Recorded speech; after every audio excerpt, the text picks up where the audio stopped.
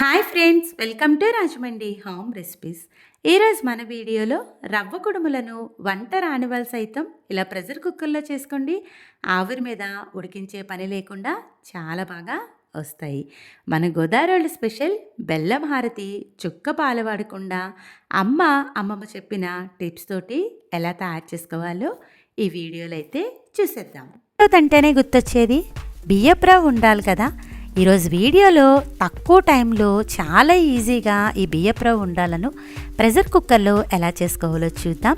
ఇలా కుక్కర్లో ఉండాలి చేయడం వల్ల మనం మళ్ళీ ఆవిరి మీద ఉడికించే పని లేకుండా ఉంటుంది, టైము సేవ్ అవుతుంది, చాలా రుచిగా ఉంటాయండి. ఈ వీడియో వర్కింగ్ ఉమెన్స్కి అయితే కనుక చాలా బాగా యూజ్ అవుతుంది. ఇప్పుడు బియ్యపు రవ్వ ఉండాలు ఎలా చేసుకోవాలో ప్రాసెస్ అయితే చూసేద్దామా. ముందుగా దీనికోసం అని చెప్పి 1 కప్పు నిండా బియ్యపు రవ్వనైతే తీసుకోండి.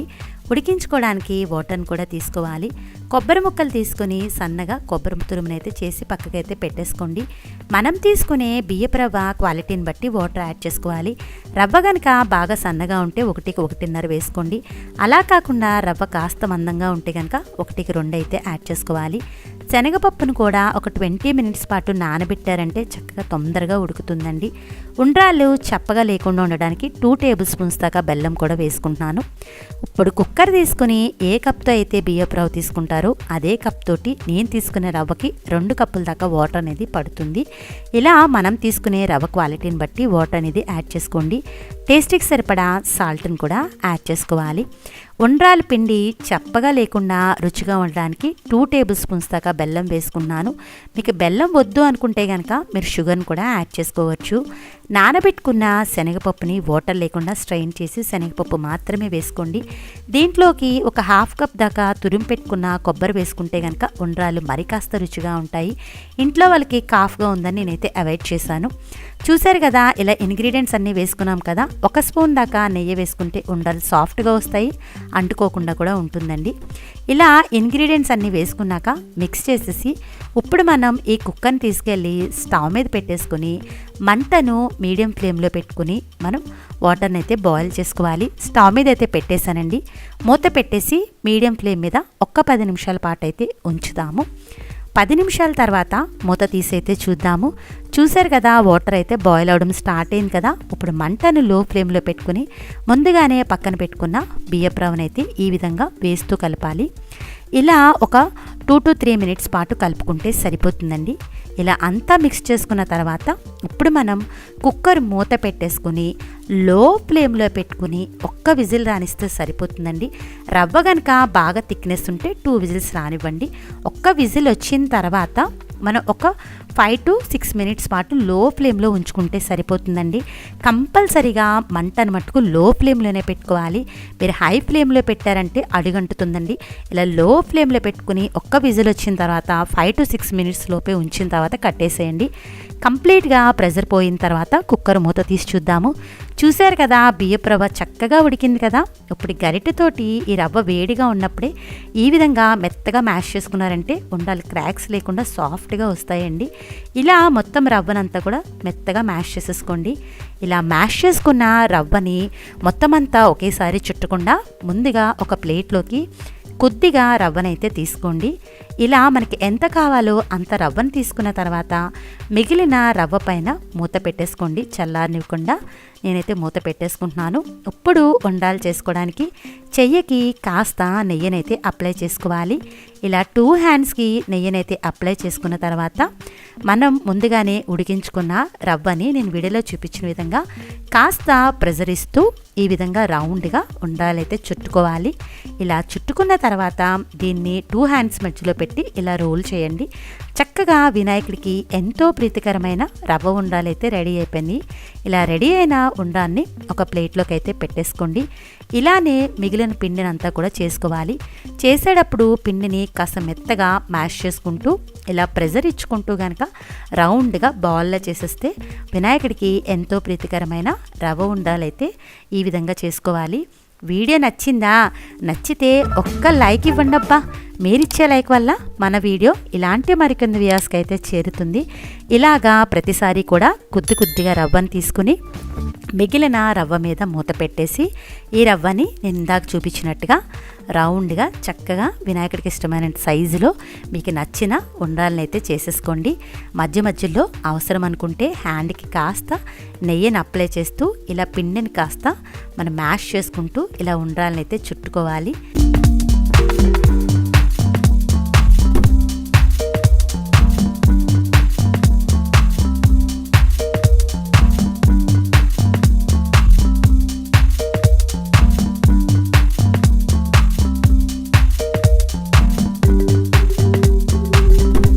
చూసారు కదా, బియ్యప్రవ ఉండాలి ఎంత పర్ఫెక్ట్గా ఈజీగా చేసుకున్నామో కదా.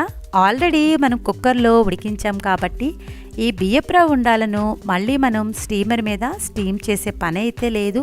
ఎంతో ప్రీతికరమైన రవ్వ ఉండ్రాలు ఎలా చేసుకోవాలో అర్థమైపోయింది కదా. మీరు కూడా ఈ వినాయక చవితికి ఈ రవ్వ ఉండ్రాలను ట్రై చేయండి.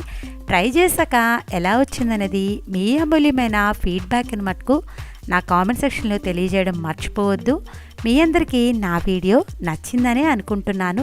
స్పెషల్ బెల్లం హారతి చుక్క పాలు వాడకుండా అచ్చంగా బెల్లంతో ఎలా తయారు చేసుకోవాలో ఈ వీడియోలో చూద్దాం. నేను చెప్పిన ఈ ట్రిక్స్ ఫాలో అవుతూ చేయండి. ఎన్ని కేజీల బియ్యపిండితో తాలికలు చేసినా బెల్లం తాలికలు విడిపోకుండా చాలా పర్ఫెక్ట్గా వస్తాయి. మా అమ్మ కానీ అమ్మమ్మ కానీ చిన్నప్పటి నుంచి ఈ టిప్స్ ఫాలో అవుతూనే బెల్లం తాలికలు చేసేవారండి. ఇలా చేసిన బెల్లం తాలికలు మేమైతే ఫ్రిడ్జ్లో పెట్టుకుని 2 to 3 days దాకా ఫ్రెష్గా ఎంజాయ్ చేస్తూ తినేవాళ్ళం. ఇప్పుడైతే బెల్లం తాలికల్ని ఎలా తయారు చేసుకోవాలో వీడియో ప్రాసెస్ అయితే చూసేద్దామా. మరి ముందుగా తాలికలు చేసుకోవడానికి బియ్యపిండిని తీసుకోవాలి. ఈ బియ్యపిండి తడిదైనా పర్వాలేదు, పొడి బియ్యపిండితో అయినా చేసుకోవచ్చు. మనం ఏ కప్తో అయితే బియ్యపిండి తీసుకుంటామో వాటర్ అనేది అదే కప్తో కొలుచుకోవాలి. 1 కప్పు బియ్యపిండికి నేనైతే పొడిపిండి తీసుకుంటున్నానండి. అదే కప్తో కప్పున్నర దాకా వాటర్ వేసుకున్నా. ఒకవేళ మీరు తడిపిండి తీసుకున్నట్లయితే ఇంకొక 1/2 కప్పు వాటర్ తగ్గించి వేసుకుంటే సరిపోతుంది. దీంట్లో 1 కప్పు బియ్యపిండికి స్వీట్నెస్ కోసం 1 కప్పు దాకా తురిమి పెట్టిన బెల్లాన్ని తీసుకోవాలి. అలానే ఇంకొక 1/2 కప్పు దాకా షుగర్ వేసుకున్నారు అంటే హారతి అనేది చాలా టేస్టీగా ఉంటుంది. కొబ్బరిని తురిమి వేసే కన్నా కూడా ఇలా స్లైసెస్గా కట్ చేసి వేసుకోండి. పాకంలో ఉడికి తినేటప్పుడు చాలా రుచిగా ఉంటుంది. చూశారు కదా, మీకు అర్థమవడానికి కప్పున్నర వాటర్ వేసుకుంటున్నాను. అదే వాటర్లో పిండి ఉడికించుకోవడానికి రుచికి సరిపడా సాల్ట్ని కూడా యాడ్ చేసుకుంటున్నా. పిండి చప్పదనం లేకుండా ఉండడానికి ఒక 2 స్పూన్ల దాకా తురిమిన బెల్లాన్ని వేసుకోండి. అప్పుడు పిండి కొంచెం స్వీట్నెస్ అయితే ఉంటుంది. పిండి ప్యాన్కి అంటుకోకుండా 1 స్పూన్ దాకా నెయ్యిని కూడా వేసుకోవాలి. ఈ బెల్లము సాల్ట్ నెయ్యి అంతా కూడా కలిసేలాగా స్పూన్తో ఒకసారి అయితే కలిపేసేయండి. ఇప్పుడు పిండి ఉడికించుకోవడానికి కాస్త దల్సరిగా ఉండే ప్యాన్ తీసుకుని ముందుగా మన పక్కన పెట్టుకున్న వాటర్ అంతా కూడా యాడ్ చేసేసి స్పూన్తో ఒక్కసారి అయితే కలిపేసేయండి. ఇప్పుడు ఈ వాటర్ని స్టవ్ మీద పెట్టి లో టు మీడియం ఫ్లేమ్లో పెట్టి వాటర్ని రోలింగ్ బాయిల్ అవనివ్వాలి.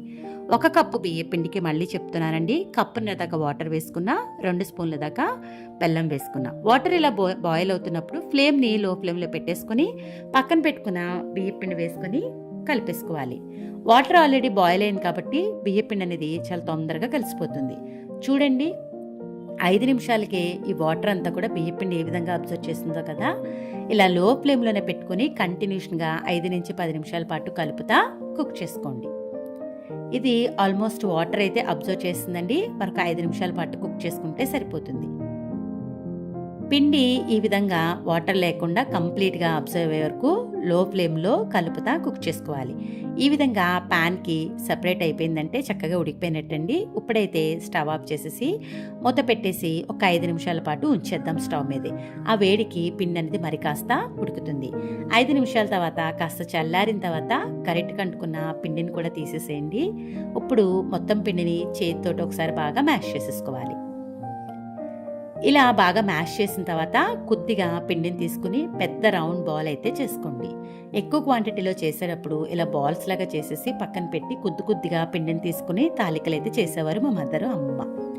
చూసారు కదా, ఇక్కడైతే నేను 2 బాల్స్ చేసుకున్నాను. ఒకసారి ఈ బాల్స్ని మళ్ళీ ఒకసారి బాగా మ్యాష్ చేసుకుని మెత్తగా చేసేసుకోండి.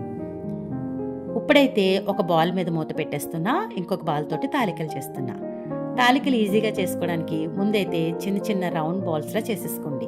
ఇలా చేసుకున్నారంటే తాలికలు చేసుకోవడం అనేది ఈజీ అవుతుంది. ఒకవేళ పిండి మీకు ఏమైనా చేతికి అంటుకుంటుందా అంటే కనుక చేతికి కొద్దిగా నెయ్యి కానీ ఆయిల్ కానీ అప్లై చేసుకోండి. చూడండి, ఈ విధంగా బాల్స్ చేసుకున్నాం కదా. ఇప్పుడు తాలికలు చేసుకోవడానికి చపాతీ పీట తీసుకుని కొద్దిగా పొడి బియ్య పిండి తీసుకుని తాలికలు చేసుకోవాలి. తాలికలు అనేవి మరీ లావుగా చేసుకోకూడదు, మరీ సన్నగా చేసుకోకూడదు. నేను వీడియోలో చూపించిన విధంగా మీడియంగా చేసుకుంటే సరిపోతుంది. చూడండి, ఈ విధంగా ఉండాలి. ఇలానే మొత్తం పిండితోటి మనమైతే తాలికలు చేసుకోవాలి. మనకి బెల్లం తాలికల్లోకి తాలికలు చేసుకోవడానికే కాస్త టైం పడుతుందండి. మిగిలిన ప్రాసెస్ అంతా కూడా చాలా ఈజీ. మన ట్రెడిషనల్ ఫుడ్ తినాలి అంటే అప్పుడప్పుడు ఇలా కష్టపడి చేసుకోవాల్సిందే.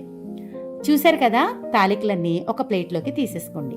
ఇప్పుడు నేను చెప్పిన ఈ టిప్స్ ఫాలో అవుతూ చేశారు అంటే తాలికలు అనేవి అస్సలు విడిపోకుండా చాలా పర్ఫెక్ట్గా వస్తాయి. ఇప్పుడైతే మనం బెల్లం పాకం పట్టుకుందాం.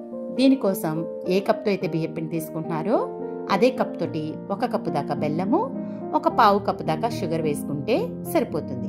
ఏ కప్తో అయితే మనం బియ్యం పిండి తీసుకున్నామో అదే కప్ తోటి 2 కప్పులు వాటర్ వేసుకోవాలి. మనం ఉడికించేటప్పుడు 1.5 కప్పు వేసుకున్నాం కదా, ఇంకొక 1/2 కప్పు వాటర్ ఎక్స్ట్రా వేసుకుంటే సరిపోతుంది. ఇలా వేసుకున్నాక ఒక్కసారి గరిటెతోటి ఈ షుగర్ బెల్లం అంతా వాటర్లో కలిసేలాగా కలిపేసుకోండి. ఇప్పుడైతే ఈ ప్యాన్ని స్టవ్ మీద పెట్టేసి మీడియం ఫ్లేమ్లో పెట్టుకుని మన బెల్లం అంతా కూడా వాటర్లో కరగనివ్వాలి. ఈ బెల్లం హారతికి పాకం ఏమీ రానవసరం లేదండి, బెల్లము వాటర్లో కరిగితే సరిపోతుంది. ఈ బెల్లం వాటర్లో కరిగేలోగా ఇంకొక బౌల్ తీసుకుని దాంట్లోకి 1.5 టీ స్పూన్ దాకా బియ్యం పిండిని అయితే తీసుకోండి. ఇలా వేసుకున్నాక కొద్దిగా వాటర్ యాడ్ చేసి ఉండలు లేకుండా స్మూత్గా పేస్ట్లా కలిపేసి పక్కకు పెట్టేసాను. మరీ ఎక్కువ కూడా వాటర్ యాడ్ చేయనవసరం లేదు. ఇలా కొద్దిగా వాటర్ వేసుకుని పేస్ట్లా చేసేసి పక్కకు పెట్టండి. బెల్లం అయితే మనకి కాస్త కరిగింది కదా, మూత పెట్టేసి వాటర్ని అయితే బాయిల్ అవనిద్దాం. వాటర్ ఈ విధంగా మనకి కాస్త బాయిల్ అయిన తర్వాత ఇలాచీ పౌడర్ వేసుకోండి. అలానే పక్కన పెట్టుకున్న కొబ్బరి ముక్కలు కొన్ని మాత్రమే ఒక లేయర్గా వేసుకోవాలి. తాలికలు విడిపోకుండా ఉండాలంటే ఇప్పుడు నేను చెప్పిన ఈ టిప్ అయితే కంపల్సరీ ఫాలో అవ్వాలండి. వాటర్ ఇలా బాయిల్ అవుతున్నప్పుడు కొన్ని తాలికలు మాత్రమే వేసుకోండి, మిగిలినవి పక్కన పెట్టండి. మొత్తం అంతా ఒకేసారి వేసేసుకున్నారంటే తాలికలు విడిపోయినట్టుగా అయిపోతాయి. ఇలా కొన్ని తాలికలు వేసుకుని గరిటెతో చాలా జెంటిల్గా కలపాలి. కలిపిన తర్వాత మూత పెట్టేసి వాటర్ని మళ్ళీ రోలింగ్ బాయిల్ అవనివ్వండి. 10 నిమిషాల తర్వాత మూసి తీస్తే వాటర్ అనేది బాయిల్ అవుతుంది. ఇలా రెండో పొంగు వచ్చిన తర్వాత కొన్ని తాలికలు అయితే వేసుకోవాలి. ఇలా 3 సార్లుగా వేసుకున్నారంటే తాలికలు అనేవి విడిపోకుండా చాలా పర్ఫెక్ట్గా వస్తాయి. వేసుకున్నాక గరిటెతో ఇలా నెమ్మదిగా కలిపేసి మిగిలిన కొబ్బరి ముక్కలు కూడా ఇంకొక లేయర్ అయితే వేసేసుకోండి. ఇలా వేసుకున్నాక మూత పెట్టేసి వాటర్ని మళ్ళీ రోలింగ్ బాయిల్ అవనివ్వాలి. కొద్దిసేపు తర్వాత మూత తీస్తే వాటర్ రోలింగ్ బాయిల్ అవుతుంది కదా, ఇప్పుడు మిగిలిన తాలికలు కూడా యాడ్ చేసుకోండి.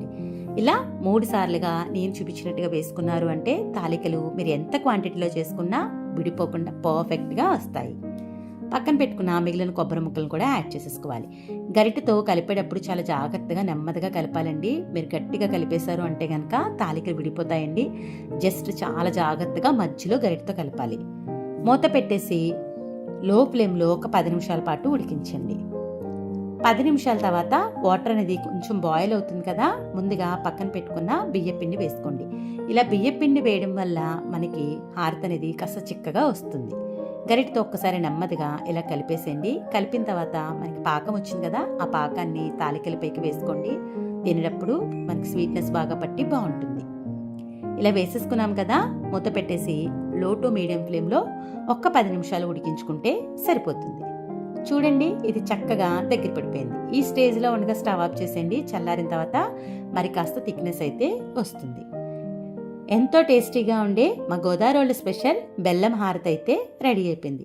చూడండి, మీకు అర్థమవడం కోసం నేను సర్వింగ్ బౌల్లో కూడా వేసి చూపిస్తున్నా. తాలికలు ఎక్కడ కూడా విడిపోకుండా చాలా పర్ఫెక్ట్గా వచ్చాయి కదా.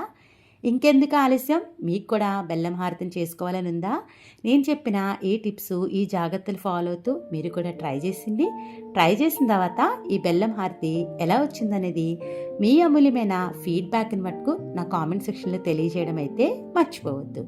మీ అందరికీ నా వీడియో నచ్చిందనే అనుకుంటున్నా. Thanks for watching my video. Please like, comment, share, subscribe my channel.